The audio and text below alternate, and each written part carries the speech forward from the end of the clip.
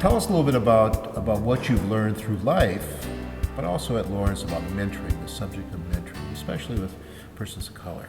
Yeah, I think at Lawrence and throughout this whole experience, I learned a lot about mentoring and how it can look different for every environment. It can look different for the type of people that you're trying to reach.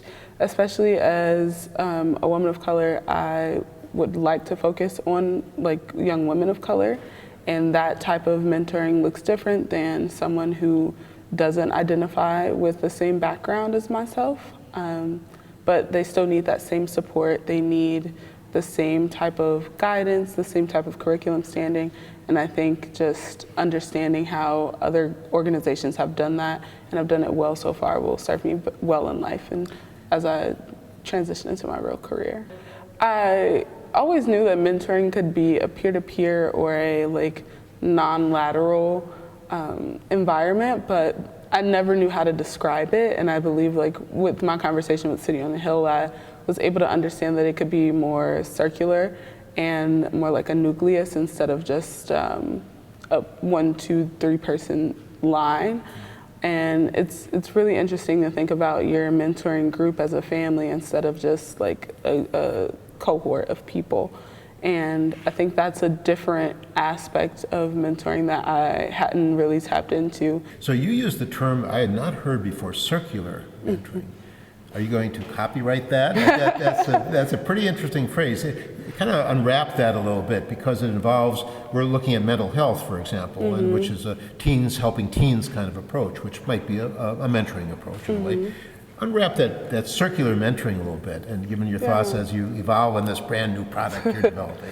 Yeah, so in my brain, I thought of it as circular mentoring, where it's a nucleus center of we're all trying to help one another. There's the mission of the organization or whatever that's there, and around it you have your village. So you have the mentor, the mentees, and other mentees, and they're just there within that nucleus and within that circle, helping one another wherever they can and lifting each other up. But what kind of a larger infrastructure should there be out there in the business sector, in the government sector, in the education sector to support this circular mentoring? Because that's really a new concept. Yeah, I think within, I would say like corporate America or any other industry besides just nonprofit, you can definitely implement it. It would just have to look a little bit different based off of the industry. But it's really, the foundation is knowing and understanding the people that you're working with and knowing and understanding their backgrounds and what it took for them to get there. I am coming from an internship this past summer. I was within a cohort of interns, and we had to find our own nucleus within the 10 group that we were in this larger company. And I think finding that nucleus and leaning on each other for support. Sometimes we couldn't help each other directly, but we would have resources outside of our like circle that we could bring into the circle and help another student. So I think just creating that structure and understanding what resources you have available to you, as well as understanding the people that's working within your organization. Give me your thoughts a little bit about how this whole mentoring, circular mentoring, might be applied to young people in particular, whether it be life skills or work skills or civic skills. Yeah, I think for young people, I would definitely apply this to them, especially in middle school age. Groups and organizations, I think they can lean on each other. I remember being in middle school myself in like 6th grade, looking up to the 8th graders and asking them for advice, things that I wouldn't necessarily ask like a teacher or a parent or another adult in my life, because they were older and I could lean on them for support. But when they needed their own support, they could bring in the mentor, or they were able to help in different ways, and I was able to help them in the way that the capacity that I was able to do it in. So I think about it in terms of just preparing them and supporting them and letting them know that they don't have to just lean on like the adults in their life, but they can lean on one another. So you did some mentoring perhaps at Lawrence University. You played some leadership roles, some supervisory roles, some house fellow roles. Yes. So what kind of lessons, what kind of takeaways do you have from Lawrence in that regard? My biggest takeaway is that I love to strive for progress, not perfection. And at Lawrence, we are constantly evolving, constantly changing. The rules and words and acronyms have changed from my first year all the way into my last year there. And I think just trying to figure out and learn about the people that I am mentoring, understanding where they are and giving them guidance from my past experience, and just being transparent and vulnerable with them in those moments to help support them and always be like their biggest cheerleader.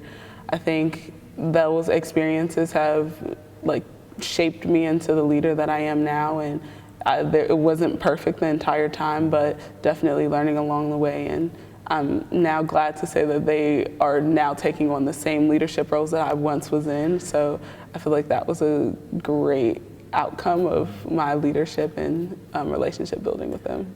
What advice do you give us after your internship with us as we want to build pride and purpose and hope in youth using these circular mentoring systems that you talked about?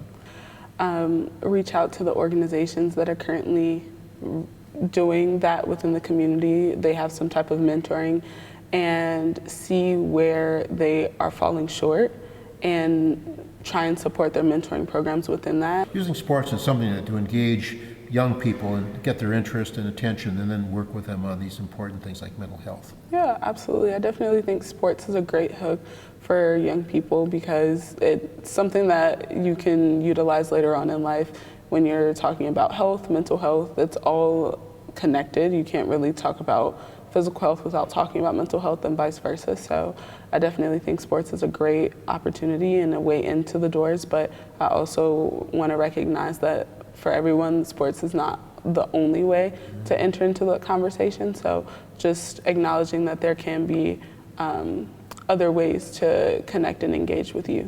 Any final thoughts? Yeah, this was like an amazing experience. It really opened my eyes to what the nonprofit world would look like, and really allowed me to tailor what I would like a mentoring program to look like within any area that can be tailored to not just Milwaukee or Chicago, but when I go to Atlanta or other cities, possibly doing a program there and understanding how I can make it specific yet broad. Mm-hmm.